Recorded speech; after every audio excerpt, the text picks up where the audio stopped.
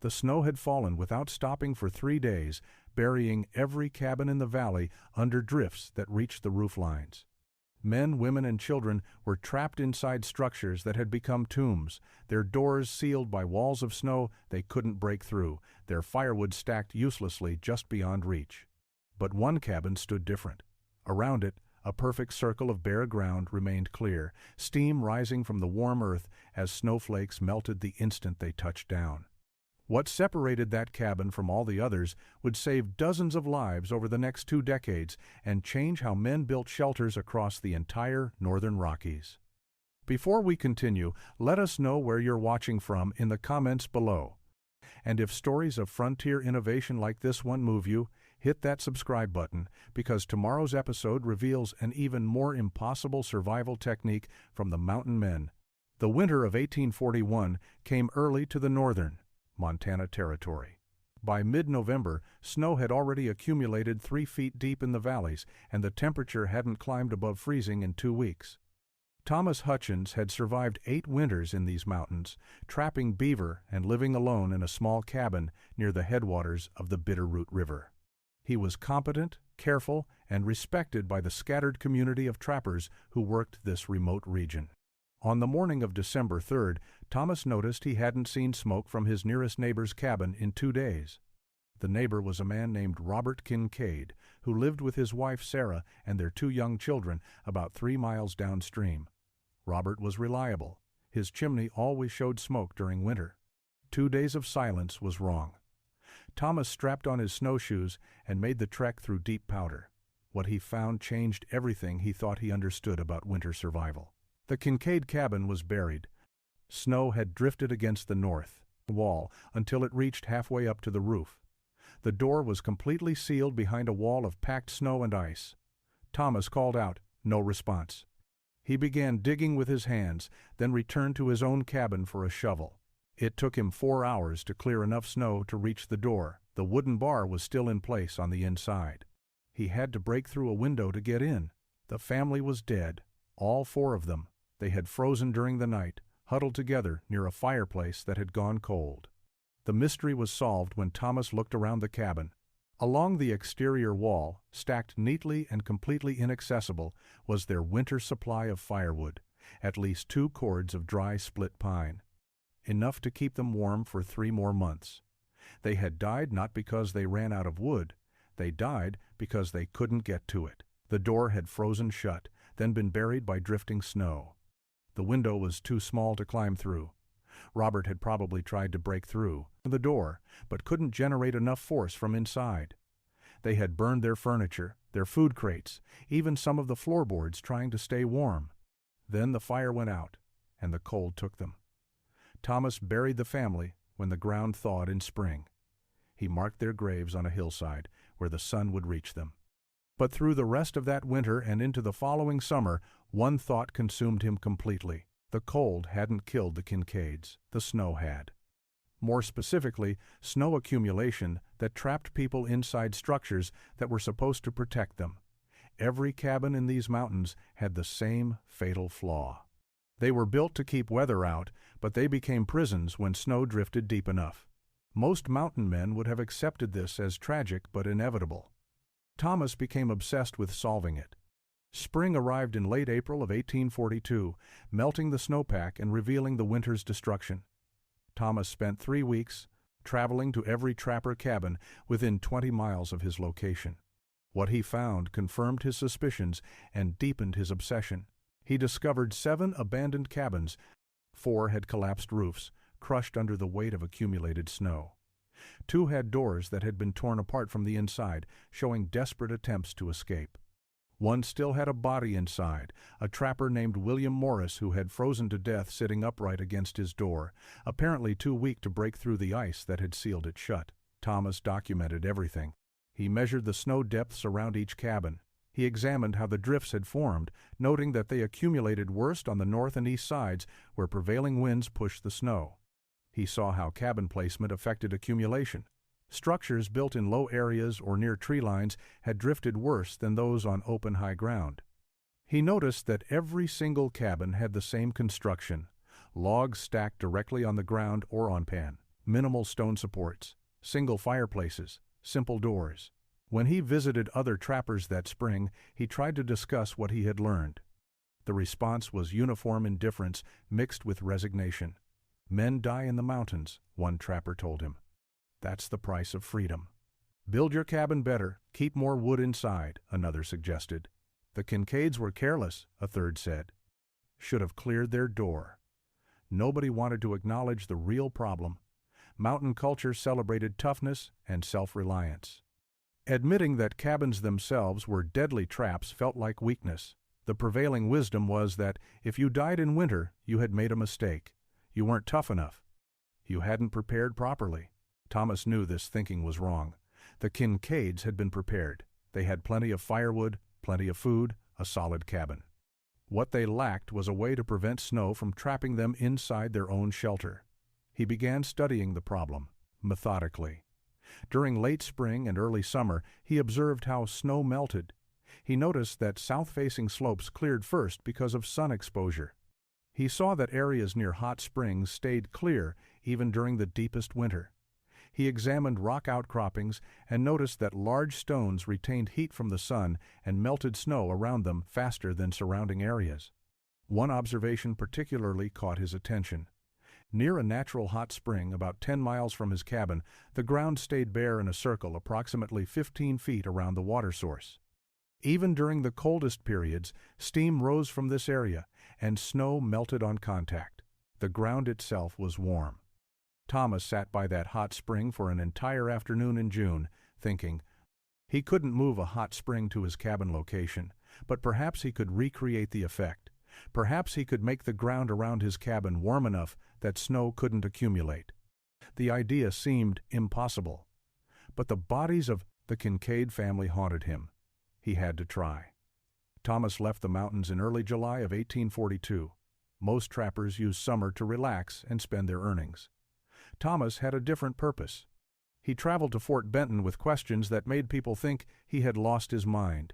He spent 2 weeks observing a blacksmith named Georg Weber who had emigrated from Prussia. Georg had built his forge with a stone floor that extended 6 feet beyond the fire pit. Thomas watched how the stones absorbed heat during the day and remained warm hours after the forge died. "Dense stone holds heat longer," Georg explained. "Granite, basalt, river rock. The thicker the stone, the more heat it stores. My floor stays warm until morning, even in winter." Thomas took notes. He asked about airflow, about how Georg directed heat where he wanted it. The blacksmith showed him channels built into his forge base that allowed hot air to circulate before venting. "Heat rises, but you can guide it. First," Georg said, "make it work before it escapes." From Fort Benton, Thomas traveled to a natural hot spring resort. The owner had built bathing houses over the springs. Thomas spent 3 days studying how the owner channeled hot water through wooden pipes to heat multiple buildings from a single source. "The water gives up its heat as it travels," the owner explained. "By the time it reaches the farthest building, it's cooler but still warm. The pipes themselves radiate heat." Thomas understood. Heat could be moved. It could be stored. It could be released slowly over time and distance. He visited a construction site where workers were building a hotel. He watched them create a foundation, digging down 2 feet and filling the space with stone before laying the building's base. The foreman explained that the stone prevented moisture from rotting the wooden structure and provided drainage. "Ground freezes in winter," the foreman said. "Frost heaves. It'll crack your foundation. If you build on dirt. Stone drains water and stops the freeze." Thomas added this to his understanding. He needed elevation. He needed drainage. He needed stone that could store heat. He needed a way to move heat from his fireplace into the ground around his cabin. Other trappers who saw him thought he had gone strange. "Hutchins has lost it," they said, talking about rocks and heat like some professor. Thomas didn't care. By August he had knowledge. He purchased supplies that confused the trading post clerk. 40 pounds of square-cut nails, 6 iron brackets, 2 heavy iron grates, a stone chisel. He returned to the mountains in late August. He had what seemed like an impossible plan. Build a cabin that kept the ground around it warm enough to melt snow continuously. Create his own hot spring effect using nothing but stone, construction, and fire. He selected a new cabin site carefully, high ground with natural drainage, clear sight lines. Prevailing winds from the west would push snow past rather than against his structure. He began gathering flat stones from the creek bed, selecting each one for size and shape. He had 4 months until winter arrived. The work began immediately. September of 1842 brought the first cold nights to the high country. Thomas worked from dawn until dark, racing against the approaching winter. Other trappers had already begun their fall hunting, preparing trap lines and laying in meat for the cold months. Thomas was building something none of them had ever seen. He started by digging. Not a simple clearing of the ground surface, but actual excavation. He marked out a rectangle 20 feet by 16 feet and dug down 18 inches across the entire area. The work was brutal. Rocky Mountain soil yielded reluctantly to his shovel and pickaxe. It took him 12 days to complete the excavation. At the bottom, he laid a bed of gravel he had hauled from the creek in leather bags. The gravel layer was 6 inches deep, carefully graded to slope away from the center. This would be his drainage system, preventing water from pooling beneath his cabin. Then came the stones. Thomas had spent weeks selecting and hauling flat river stones, choosing pieces that were roughly rectangular and between 2 and 4 inches thick. He began laying them in careful patterns, creating not a solid floor, but a network of channels. The design was complex. He built hollow passages using stones as walls and ceiling, creating tunnels that ran beneath where his cabin floor would sit. 3 primary channels ran the length of the cabin, parallel to each other. These connected to a perimeter channel that circled the entire foundation. The channels were 8 inches tall and 12 inches wide, large enough for significant airflow, but small enough that the stone walls would absorb heat efficiently. 2 trappers, James Corbett and Henry Walsh, stopped by in late September. They watched Thomas fitting stones with meticulous care, building his underground maze of passages. "What in God's name are you doing, Hutchins?" Corbett asked. "Building a foundation," Thomas said, not looking up from his work.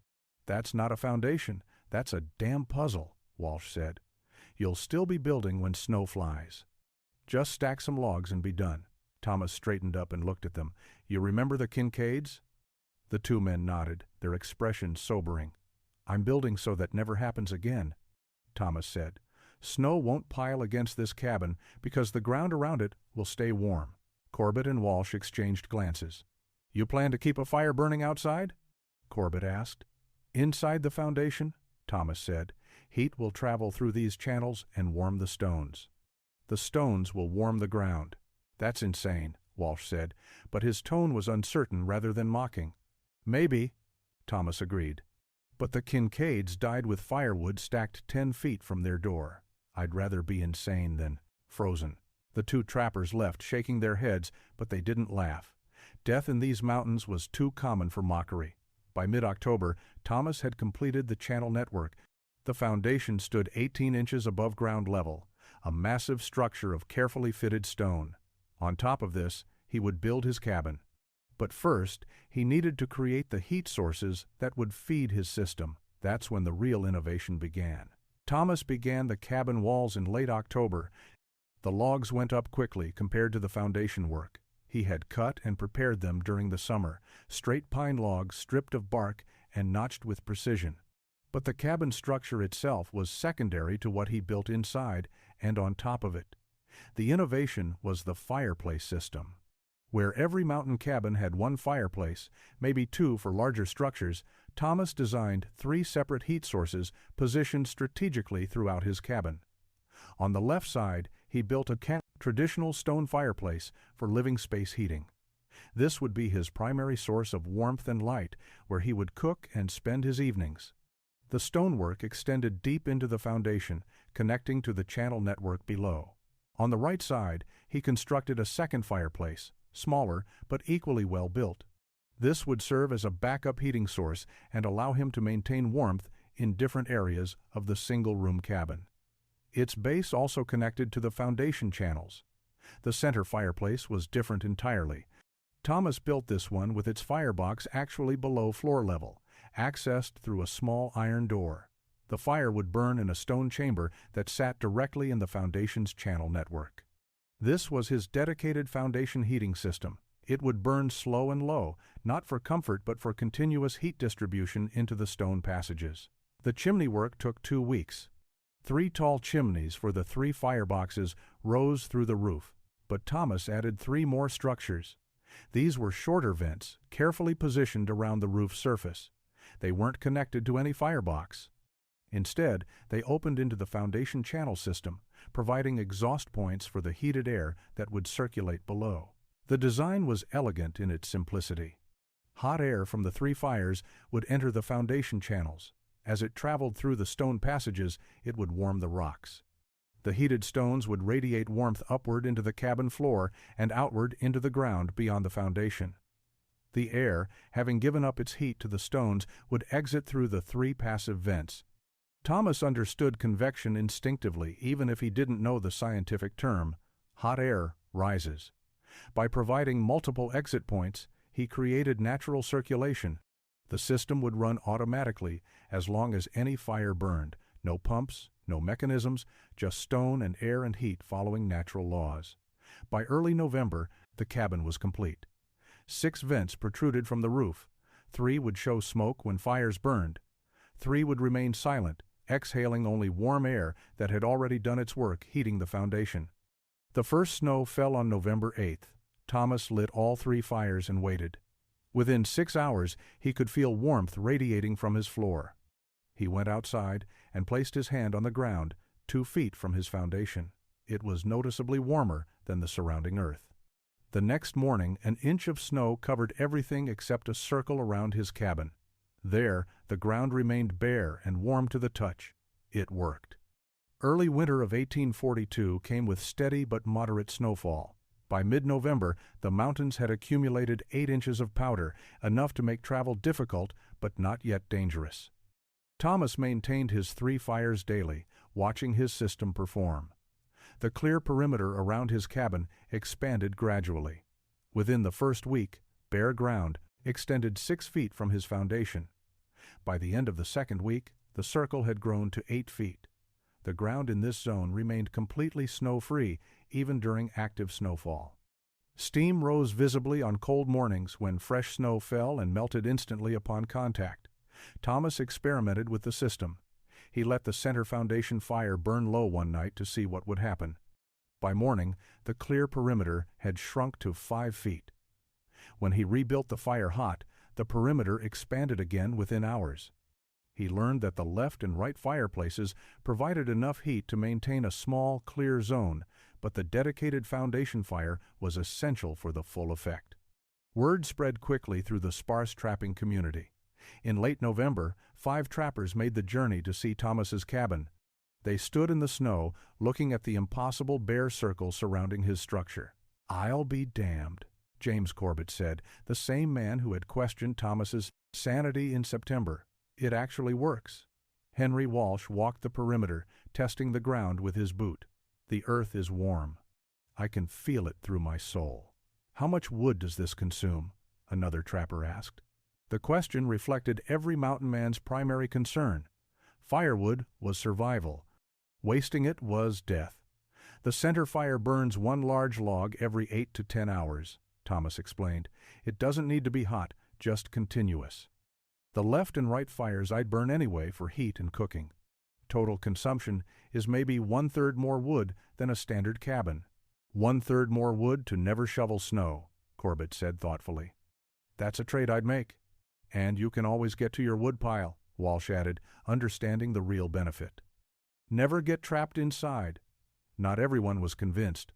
An older trapper named Marcus Pine shook his head. "Too complicated, too much work to build.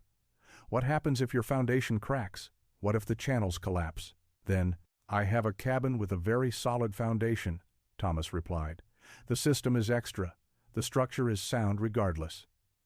Pine grunted, unconvinced, and left. But 3 of the other trappers stayed for hours, asking detailed questions about the stonework, the channel layout, the vent positioning. As they prepared to leave, Corbett looked at Thomas seriously.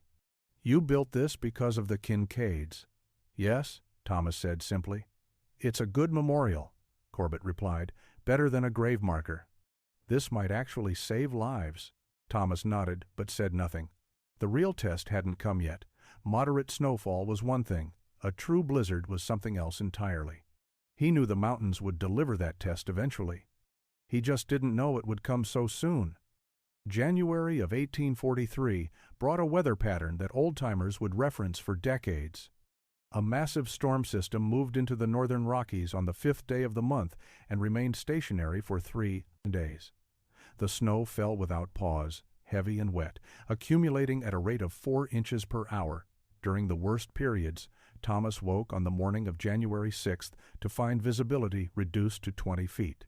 Snow fell so thick it appeared as a solid white curtain. He could barely see the tree line 50 yards from his cabin. He fed all 3 fires immediately, stoking them hotter than usual. By midday, the storm had intensified. Wind from the northeast drove the snow horizontally at times, creating drifts that formed and reformed constantly. Through his window, Thomas watched the landscape transform. The scattered pine trees became white mounds. The creek disappeared entirely beneath accumulating snow. The world beyond his cabin ceased to exist in any recognizable form. But around his cabin, the clear perimeter held. Snow fell into the zone and melted within seconds. Steam rose continuously, creating a small pocket of warmth in the frozen wilderness. Thomas went outside twice that first day to verify the system's performance. The ground remained bare and warm. His woodpile, located 8 feet from his foundation, remained completely accessible. On the second day, Thomas climbed onto his roof to check the vent systems. All 6 were functioning. The 3 chimneys showed heavy smoke from the left and right fireplaces and light smoke from the center foundation fire. The 3 passive vents released steady streams of warm air, invisible except for the slight shimmer of heat rising into the cold atmosphere. From the roof, Thomas could see the valley below his position. Or rather, he couldn't see it. The entire landscape had been reduced to a uniform white expanse. He knew there were at least 15 cabins within 5 miles of his location. He couldn't see a single one. They were buried somewhere beneath the accumulating snow. On the 3rd day, the storm reached its peak intensity. Thomas estimated the snow depth in open areas had reached 5 feet, with drifts approaching 8 or 9 feet on the leeward side of any obstruction. His own cabin's roof carried approximately 14 inches of snow, a manageable load thanks to the slight warmth radiating from below, preventing excessive accumulation. His foundation system ran at maximum capacity. He fed the 3 fires constantly, burning through wood faster than usual, but maintaining the clear perimeter. The heat radiating from his stone foundation kept the immediate area around his cabin completely accessible. Not reduced snow, not compressed snow, bare ground. On the evening of the 3rd day, the snow stopped as suddenly as it had begun. The clouds broke apart and a 3/4 moon illuminated the transformed landscape. Thomas stepped outside into absolute silence. The world was buried under 6 feet of snow. Drifts rose to 10 feet in places. His cabin sat in the center of a perfect circle of bare ground, steam rising from the warm earth like a protective barrier between him and the forest. Frozen wilderness beyond. The morning of January 9th dawned clear and brutally cold. Thomas strapped on his snowshoes and ventured into the transformed landscape. The snow had consolidated overnight into a solid mass that would support a man's weight in some areas while collapsing treacherously in others. Travel was exhausting and dangerous. He headed toward James Corbett's cabin 2 miles west. What he found stopped him cold. The cabin had completely disappeared beneath a massive drift. Only the very top of the chimney protruded above the snow surface, a thin wisp of smoke rising from it. Thomas called out. A muffled voice responded from below. "Corbett, it's Hutchins." Thank God. The voice was weak, desperate. "We can't get out. The door's buried under 8 feet. Thomas began digging. The work was brutal. The snow had compressed into a dense mass that resisted his shovel. After an hour, he had cleared enough to expose the top of the cabin's door. He kept digging. 2 hours. Later, he broke through. The door opened outward, pushing against the remaining snow. James Corbett emerged, followed by his wife Catherine and their teenage son. All 3 looked haggard and terrified. Their cabin was dark inside, the single small window completely blocked by snow. They had been living by firelight alone for 3 days, rationing their indoor wood supply, knowing they couldn't reach the pile stacked outside. "We were down to our last pieces," Corbett said, his voice shaking. "Maybe 6 more hours of fuel." Then, he didn't finish the sentence. Thomas left them digging out their woodpile and moved on. Over the next 2 days, he found 5 more cabins buried to varying degrees. At Henry Walsh's place, the drift was so deep Thomas had to dig down 9 feet to reach the door. Walsh had been alone, nearly out of wood, and had begun burning his furniture. At Marcus Pine's cabin, Thomas found the worst situation. Pine hadn't responded to his calls. When Thomas finally broke through, he found the old trapper unconscious near a dead fire. The cabin was freezing. Thomas carried Pine through the snow back to his own cabin, a journey that took 4 hours. By the evening of January 11th, Thomas's cabin housed 7 people: the Corbetts, Henry Walsh, Marcus Pine, and 2 other trappers named David Miller and Joseph Chen. His efficient heating system and accessible woodpile meant he could support them all. The foundation continued radiating warmth. The perimeter stayed clear. Everyone could move freely, in and out. The refugees saw the system in action. They felt the warm floor. They watched snow melt instantly in the clear zone. They observed the 6 vents working in harmony. What had seemed like excessive effort in the fall now looked like genius. "You saved our lives," Walsh said simply on the 3rd night of their shelter. Thomas fed the center fire and said nothing. Outside, the clear circle glowed slightly in the moonlight, a pocket of warmth in the frozen wilderness. The Kincaid family would never know their deaths had led to this, but 7 people were alive because Thomas had refused to accept their fate as inevitable. Spring of 1843 arrived late. The massive snowpack took weeks to melt, flooding creeks and turning valleys into temporary marshlands. As the snow receded, the full extent of the winter's damage became visible. 4 trappers had died in their cabins. 2 structures had collapsed completely under snow weight. Several others showed severe damage to roofs and walls. Thomas's cabin stood undamaged. The foundation had performed flawlessly through the entire winter. The stone channels showed no cracks or settling. The system had proven itself under the worst conditions imaginable. The survivors who had sheltered with Thomas during the blizzard became evangelists for his method. James Corbett was the first to ask for help designing his own foundation system. In April, he and Thomas spent 2 weeks laying out a stone channel network at Corbett's rebuilt cabin site. "I can't replicate your 6-vent system exactly," Corbett admitted. "Don't have your skill with stonework. But I understand the principle now. Keep the ground warm, keep the snow from piling up." They built a simpler version using 3 vents instead of 6, 2 active fireplaces, and 1 passive exhaust. The channel network was less extensive but followed the same concept. By June, Corbett had a functioning warm foundation cabin. It wasn't as sophisticated as Thomas's design, but it worked. Henry Walsh approached Thomas in May with a different problem. His cabin site had poor drainage and sat in a low area where snow naturally accumulated.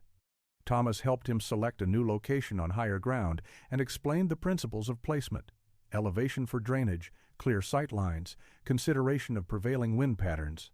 "The foundation system works better when you work with the land instead of against it," Thomas explained. "Build where snow wants to move past you, not where it wants to stop." Walsh built his cabin that summer using a modified foundation design. He used only 2 fireplaces but created a more extensive perimeter channel, compensating for his location's natural tendency to collect snow.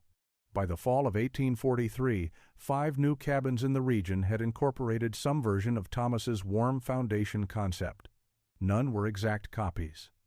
Each builder adapted the principles to their skill level, available materials, and specific site conditions. But all shared the core innovation: stone channel networks that distributed heat into the ground, creating clear perimeters that prevented deadly snow accumulation. Marcus Pine, the old trapper who had initially dismissed Thomas's design as too complicated, built the most ambitious adaptation. He created a 4-vent system with an extensive underground chamber that allowed him to feed his foundation fire without entering the main living space. His version was arguably more sophisticated than Thomas's original in some ways. "I was wrong," Pine told Thomas bluntly when showing him the completed structure. "Pride almost killed me last winter. Won't make that mistake again." The winter of 1843 through 1844 was milder than the previous year, but the warm foundation cabins proved their worth again. When moderate blizzards hit, the cabins with the new foundation systems remained accessible. Their occupants could always reach their wood piles, always escape if needed, always maintain their heat sources. Word continued spreading. Trappers talked to other trappers. The technique migrated along the mountain chains. Thomas Hutchins continued trapping in the northern Rockies until 1849. The fur trade had largely collapsed by then, beaver populations depleted, and fashion having moved away from felt hats. He sold his cabin to a younger trapper and moved west to the Oregon Territory, using his savings to purchase land in the Willamette Valley. He married in 1851 a widow named Elizabeth who had come west with a wagon train. They had 2 children and lived a quiet farming life. Thomas rarely spoke about his mountain years. To his family and neighbors, he was simply a farmer who had once been a trapper, nothing remarkable. Nothing worth discussing. He died in 1873 at the age of 61 of pneumonia that developed from a fall cold. His obituary in the local newspaper mentioned his farming and his service to the community. It made no reference to cabins or foundations or innovations that saved lives. But in the mountains of Montana, Wyoming, and Idaho, his legacy lived on in stone. The warm foundation technique spread far beyond the original handful of cabins built in 1843. Over the next 2 decades, variations of the design appeared across the northern Rockies. Some trappers built elaborate 6-vent systems. Others created simpler 2- or 3-vent versions. A few innovated further, developing designs that improved on Thomas's original concept. Homesteaders who arrived after the Homestead Act of 1862 discovered abandoned trapper cabins with mysterious stone foundations and multiple roof vents. Those who were wise occupied these structures and maintained them. The cabins that incorporated warm foundation systems consistently outlasted standard construction. Some remained habitable for 40 or 50 years with minimal maintenance. Military surveyors mapping the territories in the 1860s noted the unusual construction style in their reports. One surveyor wrote, "Found multiple structures of unusual design featuring elevated stone foundations with apparent hollow passages and multiple chimney vents." Local inhabitants refer to these as warm ground cabins and claim they prevent snow accumulation through heat distribution into the foundation. The engineering suggests greater sophistication than expected in frontier construction. Historians studying frontier architecture would later find scattered references to the technique in journals and letters from the period. A few cabins survived into the 20th century, eventually examined by researchers who marveled at the design. The principles were sound, the execution was brilliant, the innovation had saved lives. Modern analysis of the surviving foundations revealed sophisticated understanding of thermodynamics, structural engineering, and environmental adaptation. Thomas Hutchins had possessed no formal education in any of these fields. He had simply observed, thought carefully, and solved a problem that everyone else accepted as unsolvable. The exact number of lives saved by warm foundation cabins is unknowable. Winter death tolls in the northern Rockies decreased measurably during the late 1840s and 1850s compared to earlier decades. Some of that reduction came from declining trapper populations as the fur trade ended. But documented accounts exist of people surviving blizzards specifically because their cabins remained accessible when snow would have trapped them in standard structures. Thomas never knew his innovation would be studied by engineers or referenced in history books. He had built his cabin to honor the memory of a dead family and to prevent others from suffering the same fate.